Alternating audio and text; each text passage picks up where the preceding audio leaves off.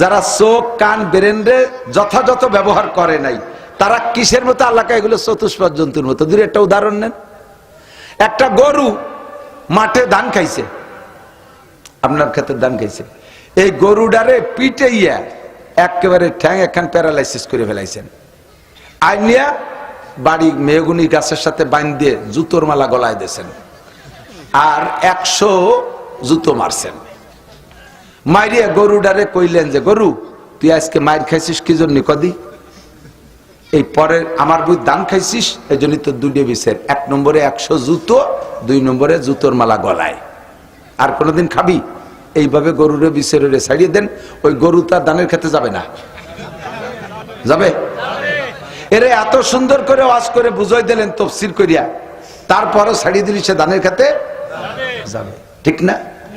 একটা যুবক অন্যায় করে ধরা পড়ছে, তারে 39 জুতো মারা হয়েছে, জুতোর বেলা গলায় দিয়ে গ্রাম ভরে গুড়ন হয়েছে, আবার ছেড়ে দেওয়ার পরে 2 মাস পরে দেয় যে সেই অ্যাক্সিডেন্ট আবারও করে ফেলাইছে। তাহলে ওই গরুডার তুমি গরুডার মধ্যে পার্থক্য কোন জায়গায়? পার্থক্য আছে? Same quality of animal. নবী পাক বলেন আমার উম্মত এই প্রাণীর রূপ নিয়ে জাহান্নামে যাবে, তাদের কোনো হিসাব নেই, ফেরেশতাদের কোনো ইমিগ্রেশন নাই, বাঘ ভাল্লুকির নাই, তাদের তো বলি আসলাম বিচার কিভাবে হবে ওটা ওইভাবে সাফ হয়ে যাবে। 2 জাতিকে আল্লাহ তাআলা হিসাবের কাঠগড়ায় দাঁড়াবেন। আল্লাহ পাক বলেন ওয়ালাকাদ যারা'না ওয়ালাকাদ যারা'না লি জাহান্নামা কাসীরাম মিনাল জিন্নি ওয়াল ইনস, বিশাল জাহান্নাম বানাইছি, আর এই জাহান্নামকে ভরার জন্য জিন আর ইনসানদের থেকে বিরাট একটা বাহিনী আমি তৈরি করে রাখছি, অর্থাৎ জিন আর ইনসানদের বিরাট একটা বাহিনীর জন্য আমি জাহান্নাম তৈরি করে রাখছি, ওর ভিতরে জিন আর ইনসান যাবে, আর কেউ যাবে না। কাসীরাম মিনাল জিন্নি ওয়াল ইনস, জিন আর ইনসান কেন যাবে? কেন যাবে? কয় জিন আর ইনসানকে আমি 2টা জিনিস দিয়েছি, এইটা অন্য কাউকে দেই নাই, এইটা অন্য কাউকে দেয় আমার দিক, অন্য কেউ এই 2টা জিনিস দেই নাই। 1 নম্বরে জিন আর ইনসানকে আমি পূর্ণ স্বাধীনতা দিয়েছি, যেই স্বাধীনতা অন্য কোন প্রাণীকে দেই নাই। কি দেশে? কথা কয় না, বুঝতেছেন না? স্বাধীনতা। 1 নম্বরে স্বাধীনতা দিয়েছি, অন্য কেউরে দেই নাই। 2 নম্বরে পূর্ণ জ্ঞান দিয়েছি, এই জ্ঞানও অন্য কেউরে দেই নাই। হাতির এত বড় মাথা, 1 মণ গিলু তার মাথার মধ্যে, কিন্তু তার এই গিলু দিয়ে সে বুদ্ধি খাটাইয়া একটা সুইও বানাতে পারে না। কথা কয় না? জিব্রাইলের এত ক্ষমতা, এত ক্ষমতা, 104 খানা আসমানি কিতাব জানে, জিব্রাইল মোবাইল বানাতে পারে না। মিকাইল আলাইহিস সালাতু ওয়াস সালাম মেঘ চালায় দুনিয়া বইরা, কিন্তু মাইক্রোফোন বানাতে পারে না, কম্পিউটার বানাতে পারে না। একটা ফেরেশতা আমাদের প্রয়োজনীয় প্রযুক্তির কিছুই বানাইতে পারে না। আল্লাহ তাআলা তাদেরকে এই মেধা দেয় নাই। আল্লাহু আকবার। ফেরেশতাদেরকে পর্যন্ত আল্লাহ স্বাধীনতা দেয় নাই। ও দোস্ত, এত বড় বাঘ, যেই বাঘের কিচ্ছা শুনাইলাম, রয়্যাল বেঙ্গল টাইগার, এই বাঘটা যদি একটা বাঘ যদি গোপালগঞ্জ আসছে বলে খবর পান, এই সুন্দরবনের একটা বাঘ গোপালগঞ্জ ওই পাটগাতি ব্রিজ পার হয়ে বার চলে আইছে, এ খবর শুনলি এ জায়গায় একজনও থাকবে? অথচ এক বাঘে কি আমাকে এই গোপালগঞ্জের 7-8 লাখ মানুষ খাই পারবে? প্রত্যেকের মনে হবে যে বাঘ আমারই ধরবে, ঠিক না? এত বড় বাঘ, ভয়ানক বাঘ, তারও স্বাধীনতা নাই। দেখেন চিড়িয়াখানায় যে দেখেন মানুষে তারে দরিয়ে জেলখানায় আটকায় দিয়েছে, চিড়িয়াখানায় এতেকাফে বসাই দিয়েছে, ওখানে বসে বসে রোজা থাকে, মানুষে দিলি কিছু খায়, না দিলি না খায়, আল্লাহ বিল্লে করে তসবিহ তাহলিল টেপে, তার স্বাধীনতা শেষ। সুন্দরবনের মধ্যে যে চিড়িয়াখানার মধ্যে যে দেখেন 8টা-10টা সিংহ আছে, বনের রাজা সিংহ, তারে তার স্বাধীনতা শেষ করে দিয়েছে, জেলখানার মধ্যে আটকায় দিয়েছে, বসে বসে আল্লাহ বিল্লে করে। অত বড় হাতিরা চিড়িয়াখানার মধ্যে গিয়ে দেখলাম তার স্বাধীনতা শেষ। 4 হাত পায়ে শিকল যে বাঁধতে থুইছে, তার নিজের বাচ্চারও সে নিজে তত্ত্বাবধান করতে পারছে না, তারও স্বাধীনতা শেষ। 22 লাখ টাকা দামে একটা ষাঁড় বিক্রি হয়েছে গাবতলির হাটে, 2 টন 50 মণ ওজন তার গায়ে, 50 মণ গোস্ত হয়েছে সেই ষাঁড়টার গায়ে। এত বড় ষাঁড়ারও স্বাধীনতা নাই, যে কের খেতে যাইয়া ফসল খাওয়ার অধিকার তার নাই। অন্যকের ফসল ক্ষেতের মধ্যে গেলে কেড়াল দিয়ে বড় তার মুখ ভাঙিয়ে ফেলাই দেবে, নাক ফাটায় ফেলাই দেবে। তোর মাতুব্বাড়ি আছে, তোর মালিকের জমিতে, জমিতে আল্লাহ আছে, আমার জমির ফসল তোরে কাটি দেব না। গরুটারও স্বাধীনতা নাই, কথা কোন ঠিক ঠিক না? কিন্তু মানুষের স্বাধীনতা আছে না নাই? তোমার মনে চাইলে মসজিদে যাবা, মনে চাইলে মন্দিরে যাবা, মনে চাইলে মাদ্রাসায় যাবা, মনে চাইলে স্কুলে যাবা। তুমি মাদ্রাসায় যাওয়ার সময় পালকি পাঠাই দিয়ে আনবো না, স্কুলে যাওয়ার সময় ঠ্যাং ভেঙে দেবো না, মসজিদে আসার জন্য গাড়ি পাঠাই দেবো না, মন্দিরে যাওয়ার সময় তোমার ঠ্যাং ভেঙে দেবো না। ইচ্ছে করলে বিয়ে করবা, বিয়ের টাকা আমি আল্লাহ দেবো না। আবার ইচ্ছে করলে জেনা করবা, সে সময় তোমার জুতো দিয়ে পিটেবো না। তুমি মনে চাইলে মধু খাইবা, দুধ খাইবা, শরবত খাইবা, পান খাইবা, পানি খাইবা, এর জন্য আমি আল্লাহ নিজে হাতে গিলাস ভরে তোমারে ধরাই দেবো না, ওটাও তুমি সংগ্রহ করে খাবা। আবার মনে চাইলে মদ গাঁজা বা ফেন্সিডিল খাবা, সে সময় তোমার মুখ খান্ডে প্যারালাইসিস করে দেবো না। তোমার মনে চাইলে তুমি কোরআন শরীফ পড়তে পারো, আবার মনে চাইলে তুমি অন্য কিছু গান বাজনা গাইতে পারো, গান গাওয়ার সময় তোমার মুখ খান্ডে প্যারালাইসিস করে দেবো না। আরে মনে চাইলে তুমি ডান হাত দিয়ে মানুষের সাথে মুসাফা করে নেকি কামাই করতে পারো, মনে চাইলে স্ত্রীর সাথে মুসাফা করতে পারো, আবার মনে চাইলে কলেজের গার্লফ্রেন্ডের সাথে মুসাফা করে তুমি সেখানেও অন্যায় করতে পারো। তোমার এ জায়গা গেলে আমি কোলে করে আনবো না, আর ও জায়গা গেলে আমি ঠ্যাং ভেঙে বাড়ি ফিরেই দেবো না।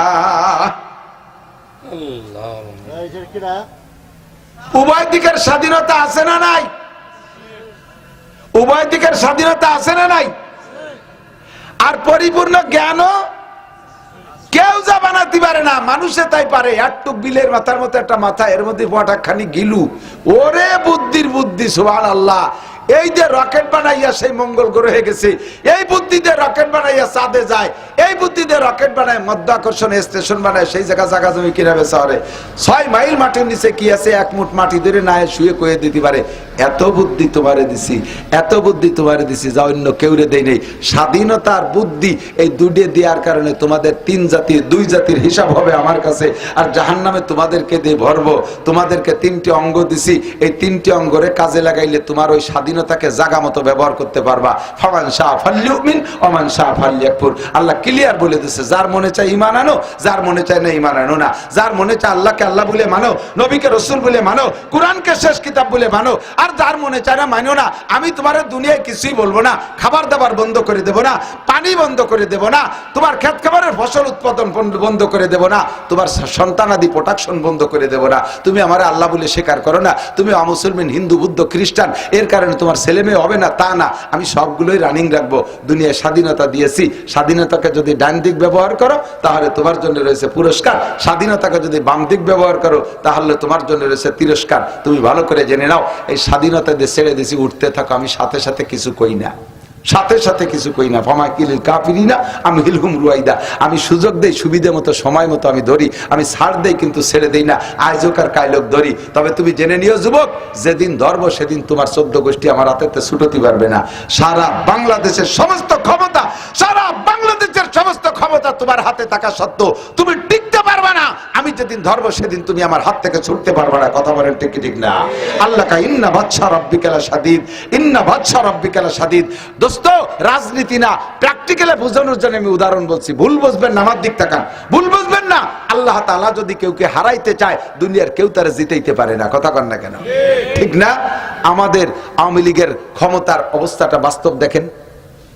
মাননীয় প্রধানমন্ত্রী জননেত্রী শেখ হাসিনা, আমি সম্মানের সাথে নাম উচ্চারণ করি, আগাগোড়া সবসময়, ওনার হাতে সেনাবাহিনী, ওনার হাতে পুলিশ, ওনার হাতে বিডিআর, ওনার হাতে আনসার, ওনার হাতে র্যাব, ওনার হাতে বিমান বাহিনী, ওনার হাতে নৌবাহিনী, ওনার হাতে ছাত্রলীগ, ওনার হাতে যুবলীগ, ওনার হাতে কৃষক লীগ। বাংলাদেশের অবশ্যই এখনো পর্যন্ত পার্ট পার্ট হিসেবে আলাদা করে আওয়ামী লীগের জনসংখ্যা বেশি। সব প্রধানমন্ত্রীর সাথে থাকলো, তারপরও টিকতে পারলো না। এটাই প্রমাণ, জনশক্তিতে কিছু করে না। আল্লাহ পাক যদি ধরে তাহলে তার হাত থেকে ছোটা যায় না। কথা কোন ঠিক ঠিক না? জোরে বলেন ঠিক ঠিক না? সাবধান, সতর্ক থাকবা। আল্লাহ পাক বলে, এ যুবক, পাগলামি করিস না, আমি যেদিন ধরবো সেদিন ছুটতে পারবি না, আমি যেদিন ধরবো সেদিন ছুটতে পারবি না। ইন্না বাদশা রাব্বিকা লাশাদীদ, স্বাধীনতাকে কাজে লাগাও, যৌবনকালকে কাজে লাগাও, এই সময়টাকে কাজে লাগাও, অর্থকে কাজে লাগাও, তাহলে আল্লাহ পাক রব্বুল আলামিনের পক্ষ থেকে আসমানি রহমত নাজিল হবে। কথা বলুন ঠিক কি ঠিক না? আল্লাহু আকবার। তো দোস্ত, এই আমাকে এই মানুষ স্বাধীনতাকে কাজে লাগানোর জন্য আল্লাহ তাআলা তিনটি অঙ্গ দিয়েছে। কয়টা? তিনটি অঙ্গ। কয়টা? এক নম্বরে ইন্না সামা, কান, শুনবেন, এই কথাগুলো শুনবেন। দুই নম্বরে আল বাসার, চোখ, দেখবেন। তিন নম্বরে ফুআদ, কলব, বুঝবেন, কলব দিয়ে বুঝবেন, ব্রেন দিয়ে। হ্যাঁ যুবক, আমার দিক খেয়াল করো শোনা, আমি বলে থাকি আজকে তো কথা এই দিক বেড়ে গেছে। তুমি এখন খেয়াল করতেছো না, মনে করতেছো যে এ ওয়াজ করা হুজুরকে দায়িত্ব, আমাকে দায়িত্ব, ঘন্টাখানিক শোনা, এরপরে তো যা তাই করবানি, এতে তো আর অসুবিধা নেই। তুই অত ভালোই রে, শুনে লাভ কি? তুমি জেনে নাও, যদি আল্লাহ তাআলা তোমারে পছন্দ করেই ফেলে, তাহলে ওই জায়গা থেকে কান ধরিয়ে জামা জুব্ব পরাইয়া, পাগড়ি পরাইয়া তোমারে এই স্টেজে চেয়ারে বসায় তোমারে দোয়াজ করাতে পারে। পারে? জোরে বলেন পারে? আল্লাহর ক্ষমতা অপরিসীম, এইটাই আমি বলতে চাচ্ছি। আল্লাহ এরকমই পারে। এই জন্যই তুমি সব কথাগুলো শুনবা। লেখাপড়ার দিন শেষ হয়ে গেছে, পড়ালেখায় বাস, আহিয়ালা বাস হয়ে গেছে পড়ালেখার। যে আইনতে যাওয়ার দরকার সে আইনতে যাচ্ছে, কারণ এই বড় বড় মোবাইল হাতে ঢুকে গেছে, এখন আর কেউ পড়ে না, হুজুররাও পড়ে না, বড় বড় আলেমরাও লেখাপড়া বাদ দিয়ে মোবাইল নিয়ে ফেসবুক নিয়ে বসে থাকে, ইউটিউব নিয়ে বসে থাকে। লেখাপড়া শেষ, সর্বনাশ। কাজেই পড়িয়ে লিখে যে স্টেজে বসবা, তাতে ডাইল হয়ে গেছে। যদি আল্লাহ তাআলা কবুল করে, এই উলামায়ে কিরাম যা বলে দুই অক্ষর মনে রাখবা, গুছাতে গুছাতে একদিন তোমার বস্তা ভরে যাবে, স্টেজে বসে ডাইলে দিবা, দুইও মুছে খাতি পারবা, অসুবিধা হবে না। এই মাইক আর এই চেয়ারের বাড়ির দাম, বসতে পারলে টাহার অভাব নাই। এই জন্য খেয়াল করবা সব কথা। তিনটে অঙ্গ। কয়টা? কয়টা অঙ্গ? তিনটে অঙ্গরে ব্যবহার করলে স্বাধীনতাকে জায়গা মতো ব্যবহার করবেন না, কোথায় ব্যবহার করবেন আপনি বুঝতে পারবেন। এক নম্বরে কান, দুই নম্বরে চোখ, তিন নম্বরে কলব। আল্লাহ পাক রব্বুল আলামিন এজন্যই বলেন যে আমি জান্নাত জাহান্নামের জন্য বহু মানুষকে তৈরি করেছি, জাহান্নামে অনেক মানুষকে দেব। তারা কারা? লাহুম কুলুবুল লা ইয়াফকাহুনা বিহা, যাদের ব্রেন আছে, কলব আছে, কিন্তু তারা যা বোঝা দরকার তা বোঝে না। আমার দিক লাহুম, ঠিক করতেছে, মাইকে ডিস্টার্ব করছে, খেয়াল করছো? লাহুম কুলুবুল লা ইয়াফকাহুনা বিহা, তাদের কলব আছে কিন্তু তারা বোঝে না, ব্রেন আছে বোঝে না। বোঝে না মানে বোঝে না তা না, কার জমি কারে দিয়ে দলিল করতে হবে, কিভাবে জাল দলিল করতে হবে এটা ভালো বোঝে। হিন্দু ভাইদের জমি ফেলাইতে হয়ে গেছে, ওইটা কিভাবে ডিসিআর কাটতে হবে এটা ভালো বোঝে। কারে দিয়ে কারে লাগাই দিতে হবে এটা ভালো করে বোঝে। যা বোঝা দরকার তা বোঝে না। কোরআন বোঝে না, হাদিস বোঝে না, ফরজ বোঝে না, ওয়াজিব বোঝে না, দোয়া কুনুত বোঝে না, আত্তাহিয়াতু বোঝে না, দুরূদ শরীফ বোঝে না, দোয়া মাসুরা বোঝে না, সূরা ফাতিহা বোঝে না, কোরআন শরীফ পড়তে বোঝে না। যা বোঝা দরকার তা বোঝে না। ওয়ালাহুম আয়ুনুল লা ইউবসিরুনা বিহা, যা দেখা দরকার তা দেখে না। কয় দেখে না তা না, কয় যা দেখা দরকার তা দেখে না। কোরআন দেখা দরকার, হাদিস দেখা দরকার দেখে না। মারে দেখা দরকার, আব্বারে দেখা দরকার দেখে না। স্ত্রী দেখা দরকার, ছেলে মেয়ে দেখা দরকার তা দেখে না। যাইয়ে গার্লফ্রেন্ডকে দেখবে, দেশের পাড়ার মহিলাদেরকে দেখবে, দুনিয়ার যত নোংরা ফোংরা গুলো দেখবে। এই জন্য মার খেয়ে গেছে। তাদের চোখ আছে, যা দেখা দরকার দেখে না। ওয়ালাহুম আযানুল লা ইয়াসমাউনা বিহা, তাদের কান আছে, শোনে না। শোনে না মানে শোনে না তা না, শোনে না মানে যা শোনা দরকার তা শোনে না, যা শুনলে ভালো হবে তা শোনে না, যা শুনলে নষ্ট হবে তাই খুব ভালো করে শোনে। এই করার কারণে খেয়াল করে না, এই তিনটে অঙ্গর হিসাব হবে। আর এই তিনটে অঙ্গরে জায়গা মতো ব্যবহার না করলে কি হয়? আল্লাহ কয় উলাইকা কাল আনআম, এই জায়গা মতো চলে এসেছে দিক। উলাইকা কাল আনআম, সেম কোয়ালিটি অফ অ্যানিম্যাল। ওয়াজের মাঠ হলো গাই দোয়ানোর মতো, বুঝেন? গাই দোয়ান না, গাই দোয়াতে যাইয়েই বান্দরে টান দিলে দুধ বেরোয়নি, যাইয়ে বাসুর জায়গায় ভানাতে না, পানাইয়ে তারপরে দোয়াতে, নইলে বান্দরে টানলে বান ছিঁড়ে যাবে, দুধ বেরোবে না।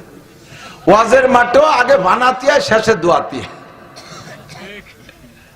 এবার ভানানু হয়ে গেছে, দোয়ানোর সময় যদি পাতির বালতি ছড়াই ফেলে দুধ বাড়ি যাবে নাকি? এতক্ষণ ধরে ভানাইছি, এখন হলো দোয়ানোর সময়। এই সময় কেউ নড়াচড়া করলে খালি বালতি নিয়ে বাড়ি যাবেন। ওয়াজের আসল টুক সামনে।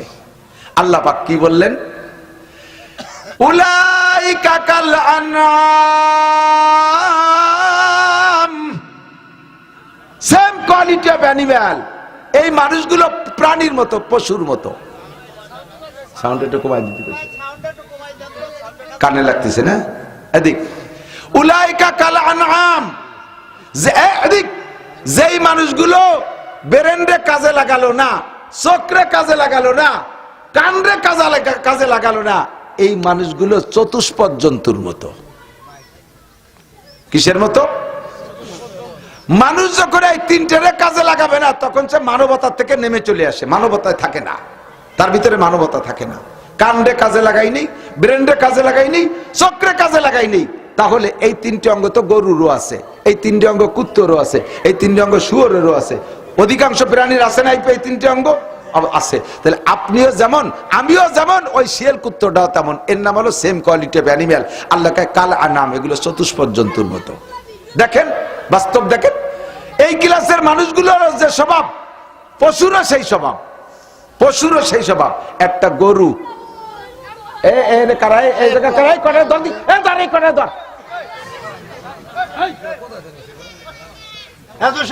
এই যে দিল দেশ কেনে, এই যে মেম্বার নিজে যাচ্ছে দেশ কেনে,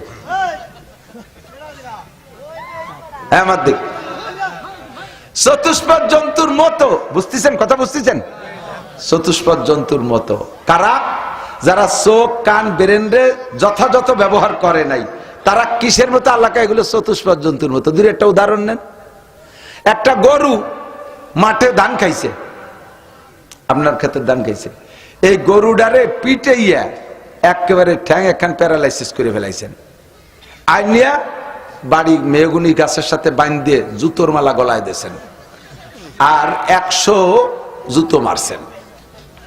মাইরিয়া গরুডারে কইলেন যে, গরু তুই আজকে মাইর খাইছিস কি জন্য? কদি এই পরে আমার বই দান খাইছিস, এই জন্যই তো দুটো বিষের, 1 নম্বরে 100 জুতো, 2 নম্বরে জুতোর মালা গলায়। আর কোনোদিন খাবি? এইভাবে গরুরে বিষেরে ছাড়িয়ে দেন, ওই গরু তার দানের খেতে যাবে না? যাবে? এরে এত সুন্দর করে ওয়াজ করে বুঝাই দিলেন তফসির করিয়া, তারপরও ছাড়িয়ে দিলি সে দানের খেতে যাবে, ঠিক না? একটা যুবক অন্যায় করে ধরা পড়ছে, তারে 39 জুতো মারা হয়েছে, জুতোর বেলা গলায় দিয়ে গ্রাম করে গুরন হয়েছে, আবার ছেড়ে দেওয়ার পরে 2 মাস পরে দেয় যে সেই অ্যাক্সিডেন্ট আবারও করে ফেলাইছে। তাহলে ওই গরুডার তুমি গরুডার মধ্যে পার্থক্য কোন জায়গায়? পার্থক্য আছে? Same quality of animal. নবী পাক বলেন, আমার উম্মত এই প্রাণীর রূপ নিয়ে জাহান্নামে যাবে।